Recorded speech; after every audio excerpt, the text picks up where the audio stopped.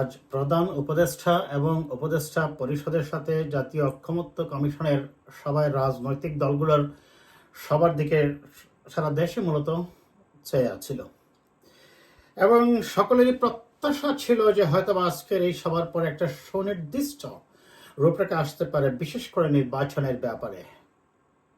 BNP সহ যারা নির্বাচনের পক্ষে কথা বলছেন ডিসেম্বরে তারা তাদের বক্তব্য তুলে ধরেছেন এবং সরাসরি বিএনপির প্রতিনিধি জনাব সালাউদ্দিন আহমদ যে বক্তব্যটা দিয়েছেন, আমি বক্তব্যটাও আমি আমার এই কমেন্টে দিয়ে দেব, দর্শক আপনারা শুনে নিতে পারেন পুরো বক্তব্যটা। এবং তার বক্তব্যটাই আমি মূলত একটু বিশ্লেষণ করি এবং সেখান থেকে কেন জানি মনে হয়েছে যে বিএনপির যে অবস্থান এবং প্রধান উপদেষ্টা সহ উপদেষ্টা পরিষদের কাজের যে স্লো মোশন, সেই স্লো মোশনের কারণে জনমনে যে শঙ্কা সৃষ্টি হয়েছে সেটাই মূলত জনাব সালাউদ্দিন সাহেব বোঝাতে চেষ্টা করেছেন প্রধান উপদেষ্টা সহ উপদেষ্টা পরিষদকে।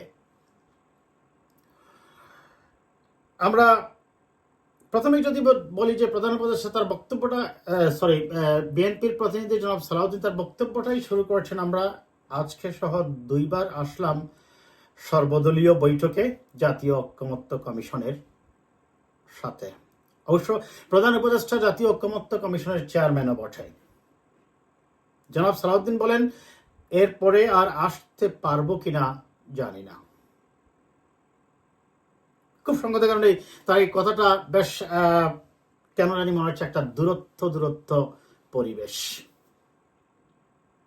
তারপরে তিনি বলেছেন সংস্কারের ব্যাপারে তিনি যেটা মেইনলি বলেছেন, দর্শক আমি বক্তব্যের পয়েন্ট এইভাবে ব্যাখ্যা না করে আমি সার কথাটা বলি। তিনি যেটা বোঝাতে চেয়েছেন বা বলেছেন যে সংস্কারের নামে তিনি বলেছেন যে আমরা তো এর আগে 3 দিন বৈঠক করেছি, ম্যারাথন বৈঠক করেছি, এবং বলেছেন যে সংস্কারগুলোর কথা বলা হয়েছে তার সবগুলাই মূলত 31 দফায় আছে।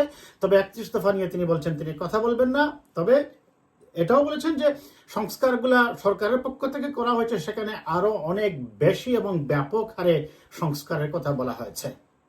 বিএনপি বিশেষ করে সংবিধান সংস্কার নিয়ে যে অচলাবস্থা, আমি বলবো এটাকে, সেই অচলাবস্থার ব্যাপারেও প্রত্যাশা ব্যক্ত করেছেন যে আমরা যদি আলোচনায় বসি, আমরা মনে করি যেগুলোতে আমরা এখনো ঐক্যমতে পৌঁছাতে পারিনি তার একটা সমাধান বের হয়ে আসবে।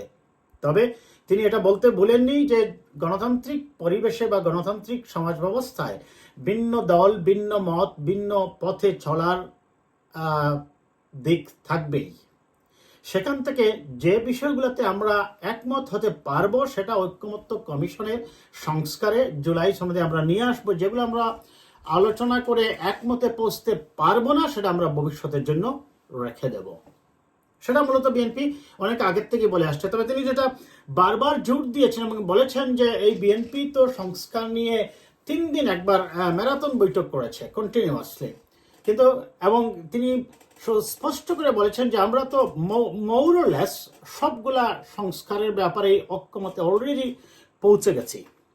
যে 2-1টা আছে এটা নিয়ে স্পেসিফিক যেটাতে একমত হওয়া যায়নি, এটা নিয়ে হয়তোবা আবারও বৈঠক হতে পারে।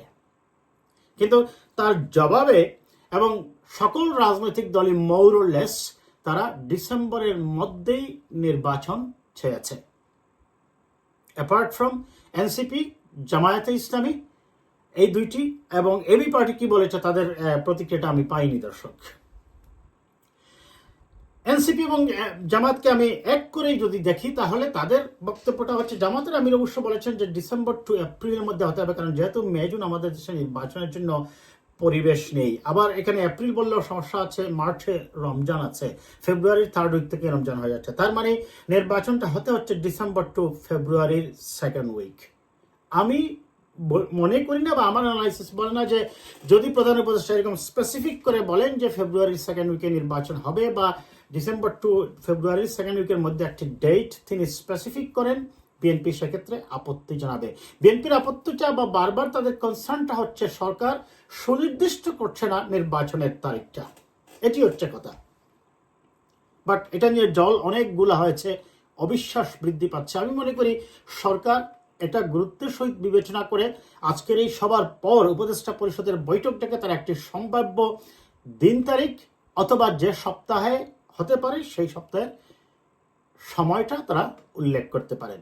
প্রধান উপদেষ্টা তার জবাবে বলেছেন যে তিনি অবশ্য নির্বাচনের তারিখ নিয়ে বা এই বিষয়গুলো নিয়ে তারা খুব একটা প্রধান উপদেষ্টা খুব একটা স্পেসিফিক কিছু বলেননি বা তারিখ সম্পর্কে তিনি আজকে অবশ্য কোনো মন্তব্য করেছেন বলে আমার নজরে আসেনি।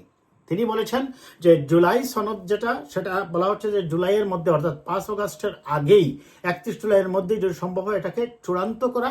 এবং তিনি বলছেন আমরা যেহেতু মোরলেস বেশিরভাগ পয়েন্টে কাছাকাছি চলে আসছি, ডক্টর মোহাম্মদ ইউনূস সাহেব সেটাতেই গুরুত্ব দিয়েছেন যেন আমরা শেষ বেলা এসে কয়েকটা পয়েন্টে এখান থেকে দূরে সরে না যাই রাজনৈতিক দলগুলো, এবং আমাদের মধ্যে যে ফ্যাসিবাদ বিরোধী অক্ষ ছিল সেই অক্ষ যেন সমুন্নত তাকে তিনি সেটাতেই গুরুত্ব দিয়েছেন এবং বলেছেন সেই ঐক্যমতের ভিত্তিতেই একটি জুলাই সনদ রেডি করা যাবে। তিনি জুলাই সনদের উপরই বেশি গুরুত্ব দিয়েছেন। অবশ্যই এনসিপির নাহিদকে আমি বলতে শুনলাম যে জুলাই সনদের পরেই তারা নির্বাচনের সুনির্দিষ্ট তারিখের দাবি জানাবেন।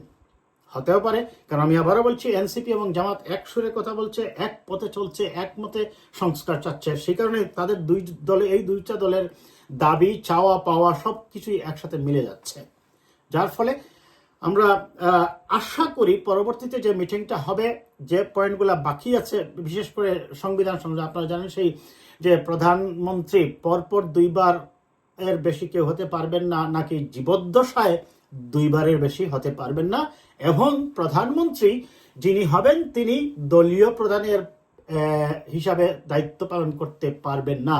এই 2টা পয়েন্ট এবং রাষ্ট্রপতি এবং প্রধানমন্ত্রীর মধ্যে ক্ষমতার ভারসাম্যের যে প্রস্তাব, এই 3টা পয়েন্টই আমি মনে করি এখন টার্নিং পয়েন্ট, এবং এই 3টাতে আলোচনা করে আমার বিশ্বাস জাতীয় প্রত্যাশা করে একটি সমাধানে তারা আসবেন। তবে যেটাই হোক, বিএনপির জনাব সালাউদ্দিন সাহেবের বক্তব্য, আমি বিএনপির কথা এই জন্যই বলছি দর্শক, কারণ অস্বীকার করার কোনো উপায় নেই, বিএনপি এখন দেশের সবচেয়ে বড় রাজনৈতিক স্টেক হোল্ডার, এবং একটি নির্বাচন সুস্পষ্টভাবে নিরপেক্ষভাবে করতে হলে অবশ্যই সরকারের সাথে অর্থাৎ উপদেষ্টা পরিষদের সাথে বিএনপি এবং সেনাবাহিনী এই 3টি স্টেক হোল্ডারের মধ্যে একটি লিনিয়ার কোঅপারেশন থাকতেই হবে, অন্যথায় কোনো নির্বাচনই ফ্রুটফুল হবে বলে আমি অন্ততপক্ষে মনে করি না। কাজে সরকার সেই বাস্তবতা উপলব্ধি করবেন এবং একটি নির্বাচনী এর সম্ভাব্য তারিখ তারা নির্ধারণ করে পরবর্তীতে যে সর্বদলীয় সভা হবে, কারণ সালাউদ্দিন সাহেব বলেছেন পরবর্তী যে সভা হবে সেটাতে আসতে পারবো কিনা জানি না। কথাটার মধ্যে অবশ্যই এক ধরনের প্রকারান্তরে একটা হুমকিও আছে।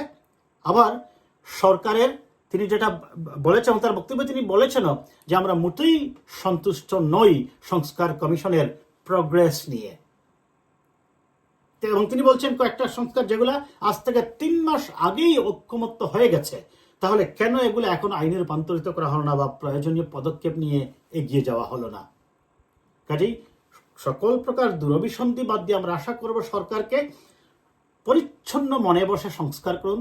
সংস্কার সকলেই চায়, সকল দলই চায়, দেশ জাতীয় রাষ্ট্রের প্রয়োজনে অবশ্যই সংস্কারের প্রয়োজন আছে। এই সংস্কারগুলোকে যথাসময়ে সম্পন্ন করে আমাদের নির্বাচনের এবং একটি নির্বাচিত সরকারের দিকেই যেতে হবে, অন্যথায় শুধু সময় ক্ষেপণ হবে, আর সময় ক্ষেপণের সাথে সাথে সমস্যা কিন্তু আরো বৃদ্ধি পেতেই থাকবে। আজ এই পর্যন্তই।